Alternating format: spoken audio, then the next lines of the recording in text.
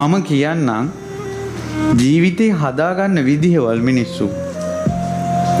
මම හදිසියේ ওই විදේශිකයෝ විතරක් ගැවසෙන නගරයක් කරා ලංකාවේ එක ටවුමක් කරා ගියා. ඒකේ සුද්ධියෝ විතරමයි ඉන්නේ. ටුවරිස්ලා යන ප්‍රදේශයක්.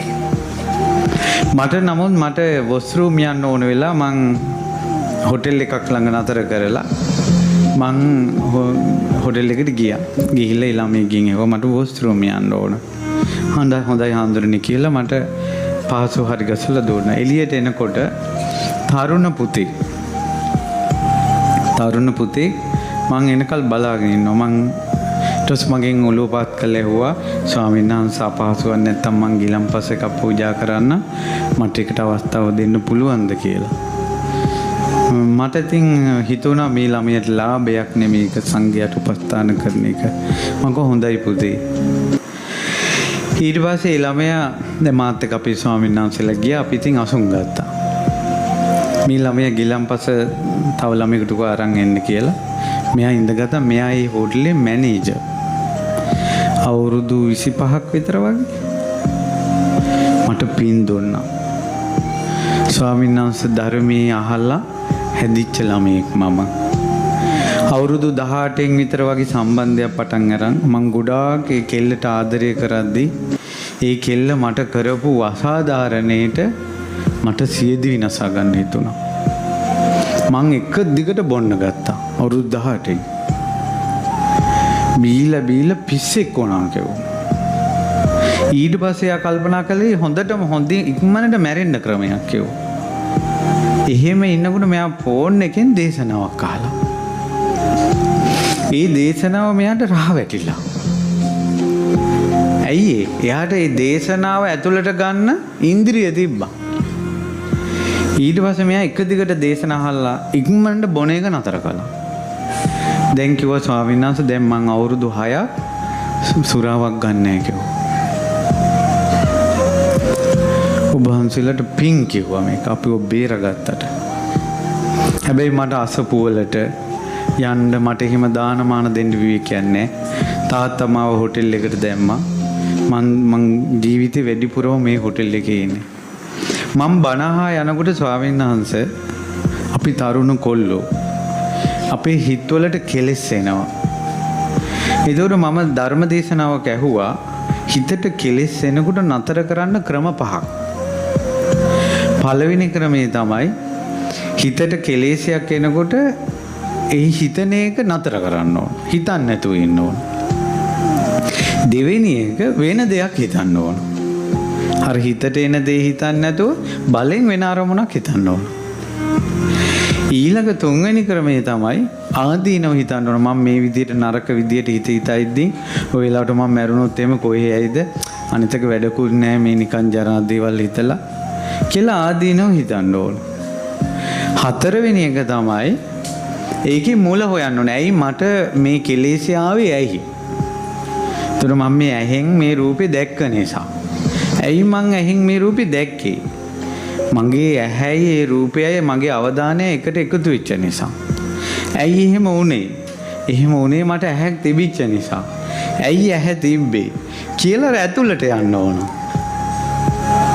එතකොටත් ඒ කෙලෙසේ නැති වෙනවා. පස්වෙනි එක තමයි කිව්වා එහෙමවත් ප්‍රහාණය වෙන්නේ නැත්තම් දිවෙන් උඩු තල්ල තද කරන්න ඕන. දිවෙන් උඩු තල්ල තද කරගෙන දත් ටික තදට පුට්ටු කරන්න ඕන. එහෙම ඉන්න ඕන එක දිගට ඒකට හිත යොමු කරගෙන අකුසලේ නැති වෙනකල්ම. ස්වාමීන් වහන්සේ මං ඔය බණ ඇහුවේ මීට අවුරුදු 5කට කලින්. මේ හෝටලේට සුද්ධියෝ ජෝඩු තරුණ ළමයි කෙල්ලෝ ගොඩාක් එනවා. මං කවදාවත් ඒ අයගෙන් නරක විදියට හිතලා නැහැ. මගේ හිතට රාගසිතවිල්ලක් ආවොත් මං දිවෙන් උඩුතල්ල තද කරගෙන දත් මිටි කාගෙන ඉන්නවා කිව්වා. අර ගෑන් ළමයි ගැන හිතන්නේ නැතුව මගේ හිතේ කෙලෙසේ ප්‍රහාණය වේවා කියලා. මං අවුරුදු 5ක් මේ හොටෙල් එකට එන ගෑනු අය ගැන නරක විදියට හිතලා නැහැ. අවුරුදු 25ක කොල්ලෙක් මැනේජර්. මට කියනවා ස්වාමීන් වහන්සේ මං කරගත්ත ලොකුම පින ඔබ වහන්සේට අනුමෝදන් කරන්න. අපේ අම්මලා ගෙදරින් මට විවාහයක් කතා කළා. මං අම්මලට විරුද්ධ වුණේ. මට මහාන වෙන්න බෑ. ඒ නිසා මං විවාහ ජීවිතේට අම්මලා කරපු යෝජනාවට මං විරුද්ධ වුණේ. මම මාස 2-3ක් හෝටලේ වැඩ කළා ගෑන් ළමයා බලන්න යනවා. යනකොට එයා කන්න කැමති ගොඩාම කැමති දේ තමයි කො ස්ට්‍රොබෙරි. මම ස්ට්‍රොබෙරි අරගෙන දවසක් යනකොට මාස 3-4කට පස්සේ එයා බලන්න වෙන දෙයක් ගෙනිච්ච නෑ කිව්වා. මං යනකොට කාර් එකේ පාරේ ස්වාමීන් වහන්සේ නම පින්න පහතේ වඩිනවා. මං වාහනේ නතර කළා. අර ස්ට්‍රොබෙරි ඔක්කොම පාත්‍රෙට දාලා පාත්‍රේ පිරෙව්වා කිව්වා. එයාගේ ජීවිතේ එක සංගයද කෙල්ලොද සංගය. මං පින්වතුන් ඔය මිනිස්සුන්ට මං කියන්නේ පින්වන්ත මිනිස්සු කියලා නෙවෙයි. ඔයාලා ඔක්කොම පින්වන්තයි. ඒ ළමයා නිවනට ළඟයි. ඔය මිනිස්සු නිවනට ළඟයි. ඔන්න වෙනස. ඔයාලා සිල් ගත්ත කියන්නේ ඔයාලට පින තියෙනවා. ඔයාලා බණ අහනවා කියන්නේ ඔයාලට පින තියෙනවා. පිනයි නිවනට ළඟයි කියන එක වෙනයි. නිවනට ළඟ වෙන්න හිතේ කෙලෙස් අයින් කරන්න ඕන. අර කොල්ල අසපුවකටවත් එන්නේ නැතුව හොටෙල් එකේ ඉඳලා නිවනට ළඟ වෙන හැටි බලන්න. ඒ නිසා මේ අටපිරිකර පූජා කරපු පමණට දානයක් දුන්න පමණට බණ ඇහුව පමණට නිවන් යයි කියලා හිතන්න එපා. ජීවිතය තරහ මරහවල් හිත් වලින් අයින් කරන්න. කෙලෙස් හිත් වලින් අයින් කරන්න. ඉස්සර විදිහටම නම් තවමත් රණ්ඩු වෙන්නේ අවුරුදු 15ක් ඔයාලා මේ අසපුවට આવත් ඇති වැඩක් නැහැ. රණ්ඩු සරුවල් හිත් වලින් අයින් කරන්න. අමනාපකම් අයින් කරන්න. ඡන්දේ උනත් පාඩුවේ දාලා පාඩුවේ පැත්ත කරලා ඉන්න. අපේ ගෙදරක මල ගෙදරක් මඟුල් ගෙරයක් උත්සවයක් තිබ්බොත් එක එක පාට වලින් එන්නේ. ඔය ආවට ඉන්න මිනිස්සු ටිකමයි එන්නේ. වටේ පිටේ මිනිස්සුත් එක්ක තරහ වෙන්න එපා. ගමේ මිනිස්සුත් එක්ක තරහ වෙන්න එපා. මෝඩ වැඩ කරන්න එපා. ඊට පස්සේ ඔය බණ්ඩාරවල අසපුට ධාතුන් වහන්සේ නමක් අවුරුදු 96ක හාමුදුර නමක් ඇවිල්ලා ධාතුන් වහන්සේ නම පූජා කළා. පූජා කළා තාත්තට පින් දුන්නා. ඒ තමයි ඒ හාමුදුරුව අවුරුදු 7න් මහාන වෙලා තියෙන්නේ. දැන් 96යි කියන්නේ මහාන වෙලා අවුරුදු 89ක්.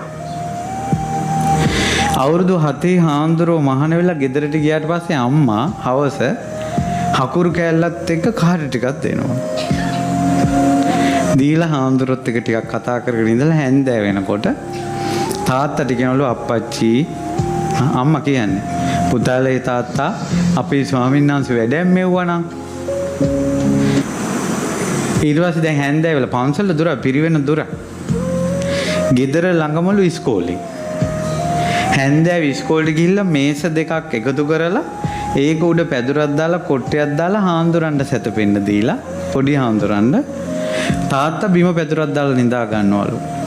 අවුරුදු 7න් මහාන වෙන්න ඇවිල්ලා ඒ අම්මයි තාත්තයි ජීවත් වෙනකල් එකම එක දවසක්වත් ගෙදර නිදා ගන්න දීලා නැහැ. අපි පූජා කරපු දරුවා පූජා කළාමයි කියලා. ඒ හාමුදුරන්ට ගිහි ජීවිතේ හිත ඇලෙන්න නිවිත්තක් දීලා නැහැ. කිරිඩිංගිත්තක් හවසට හදලා දෙන්නද කියලා අහලා නැහැ. හකුරු කෑල්ලක් දීලා තමයි කහට ටිකක් මේවා කළා හාමුදුරුවෝ එක ටිකක් කතා කරලා හැන්දෑවට ඉස්කෝලේ තමයි සැතපෙන්න ගෙනියනවා කියලා. ඒ හාමුදුරන්ට කලින් නිවන් යන්නේ ඔය අම්මයි තාත්තයි. පූජා කරපු දේ පූජා කළා. අත්හැරපු දේ අත්හැරියා. අපේ ජීවිත කොච්චර වෙනස්ද? ඒ නිසා පින්වතුනි නිවනට ලං වෙන්නේ කෙලෙස් අත්හරිනකොට. ඒවට තමයි කුසල් කියන්නේ. මේ දානයක් දීලා මිනිස්සු එහෙම නැත්නම් ආධාරයක් කරලා උපකාරයක් කරලා කොච්චර කියව පම්පෝරි දොඩ ඉන්නවද? අපිට මේ මහා ලොකු පින් තිබිලාද? මහා ලොකු පින් තිබ්බනම් අපිට මේ බුද්ධ ශාසන මෙච්චරක් ලෝකේ පහළ වෙලා මේ බුද්ධ ශාසන අපිට අහිමි වුණේ මන්ද? මේ බුද්ධ ශාසනයේ අවසාන යුගයේ යන්නේ.